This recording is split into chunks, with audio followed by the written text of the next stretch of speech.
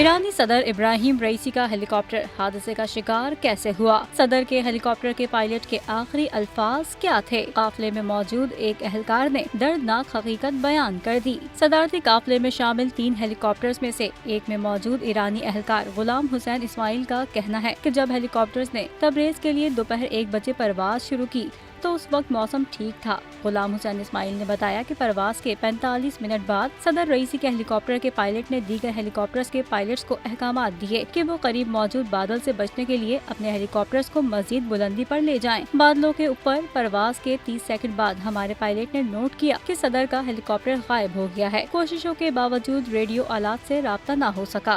गुलाम हुसैन इस्माइल ने बताया कि राब्ते की कोशिश के दौरान जिन्होंने कॉल उठाई वो तबरेज में नमाज जुम्मा के पेश इमाम मोहम्मद अली आल हाशिम थे। आल हाशिम की हालत अच्छी नहीं थी, ताहम उन्होंने तस्दीक की कि सदर का हेलीकॉप्टर वादी में हादसे का शिकार हो गया है।